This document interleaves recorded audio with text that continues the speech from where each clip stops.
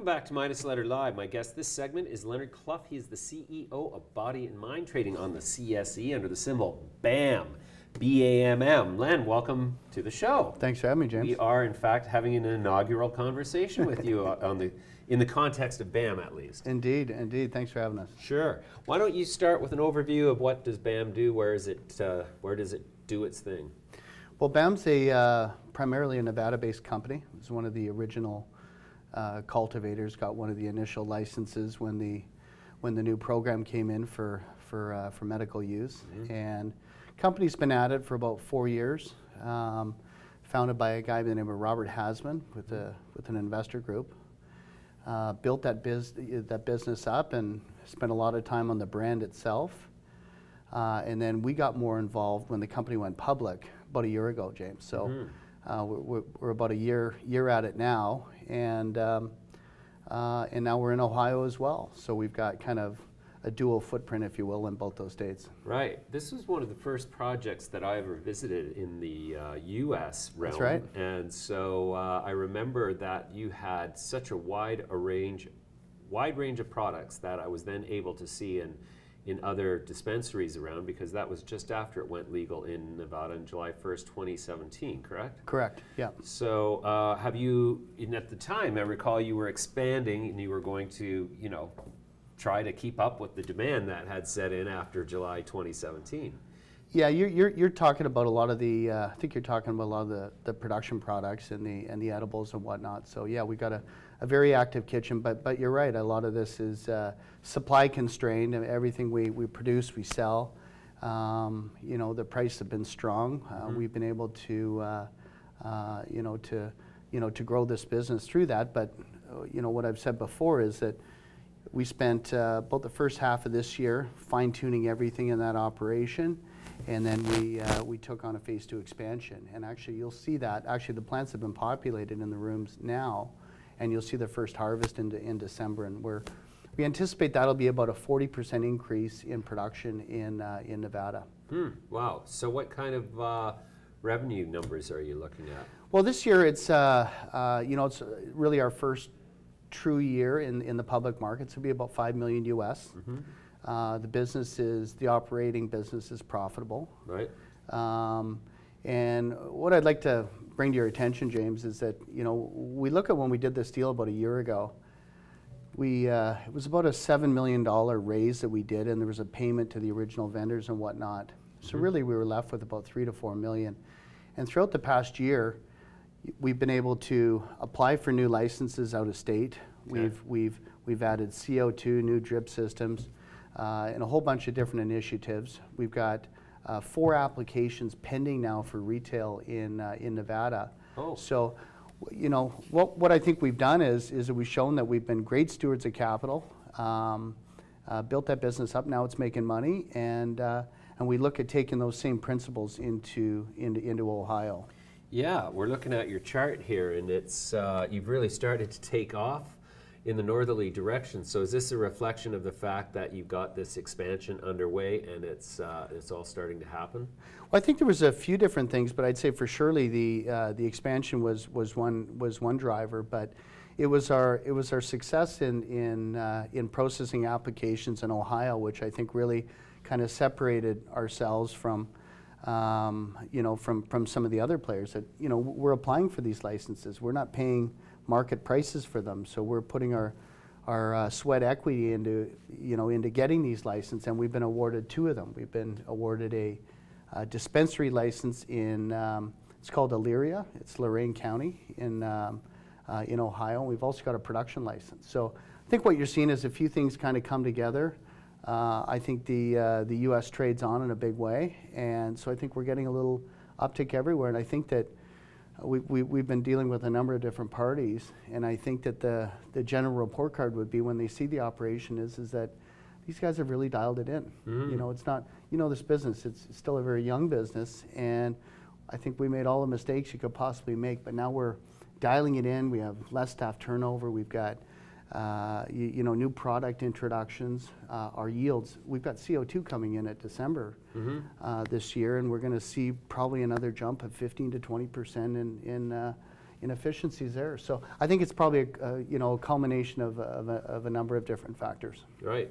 So what is the highest margin product that in the BAMM sort of inventory? It would be the edibles, Yeah. I'd say. And what percentage of the sales are edibles as 100% of the whole? Just curious. That's a loaded question. It's probably only about 10%.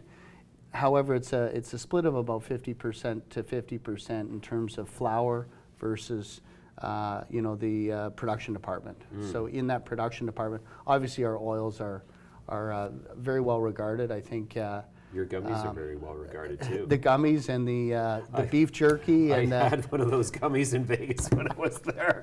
Just about blew my head off. I had to be escorted back to my hotel room. well, you got to be worried about the dosages on those, and Right. so we're doing this micro dosing, but That was not microdosed. no, That no. was mega dosed. That's right. Yeah. But enjoyed it. So are the high potency products really popular? Well, I think it's transitioning. I think the average guy in the medical system knew exactly what he was buying. Right? He'd go in, he's getting 100 milligrams of or 300 milligrams in some of these granola bars we have. He knows exactly how to eat it, and there's no problem. Well, as you transition into this very new market with the adult use, people don't really know that. Well, why is 300 a big deal?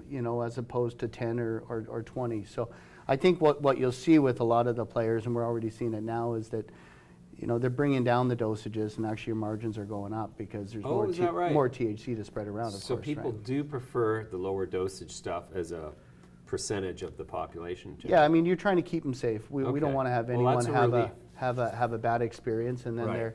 we got this it's a premium product. We're trying to maintain that name, and that's why we're talking about introducing another line, another brand that would kind of sit underneath that, so we don't touch that. But we want everyone to have a good experience and a good medical experience if you need medication. So what is the size of the Nevada market in its entirety?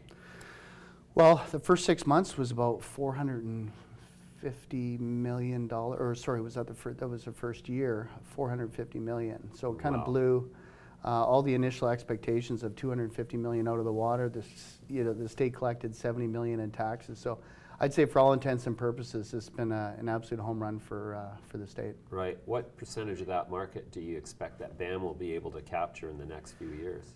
It's a good question. We want to be a premium grow. Okay, so we want to be that 20 to 25,000 square foot facility. Where we want to spend more time on now is we want to get into more of the kitchen products, production products, more of the oils, and introduce different offerings as they come and go. So I guess we need to we bring on the phase 2 expansion. We'll have more flower and stuff to dedicate to that department, but ultimately I think you're going to see the growth side of things get more and more commoditized. We want to position ourselves where we have a bigger production department, and I think maybe you remember, but we have a very, very talented production department. Yep. And the guy scores very well with industry experts. Right. So we're really proud of that. Yeah, and we just brought in a confectionery chef to run the kitchen products, and she's done unbelievable. And she's got new ideas, and so we're really excited about that. So if you ask me where we're going to focus our business is going to be accessing more of the more trim in the third-party market. Also maybe looking at doing an offtake with some of the bigger grows and get more into the production products. So we're not wanting to go down that model of the massive cultivation facilities. We want to kind of leverage our brand and to copy what we've done in Nevada, in Ohio, and then do some tuck-on kind of acquisitions here and there and really make it juicy. How long is it going to take till Ohio is on stream in terms of the financials of the company? It's going to take a while. It's a medical rollout. Right. There's not a lot of flower that's going to be in the market when it starts. So you're still planning to buy flower and trim, or you're going to grow flower? Yeah. So right now we have a retail license as well as a production license in Ohio. Okay. So we plan on opening the retail before the end of the year. In fact, Robert Hasman's in Ohio this week. With some interview and some staffing and whatnot. So I think we'll be one of the first in the state to open and then it'll probably take at least another 6 months to get the production department going there.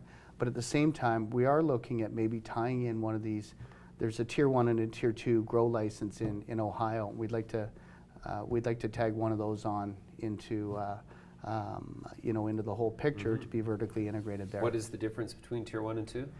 It's just the size. Oh, okay. It's a very limited licensing regime. That's why I think a lot of the Ohio players have done really well in the market, because they know that that's a very tough market to get into. Right. Many of the big guys got shut down with Right. for licenses there, and I think you know a few of them. Yeah. The state started with a total of 11 licenses. Did they expand that eventually? Well, that was just on the Tier 1 cultivation licenses. Okay. And then there's more dispensaries, is upwards of 30. But it's a state of 12 million people. Right. Just within our, if you're to draw a circle around our dispensary we have in Lorain County, there's probably 1.5 million people within a 20-minute drive.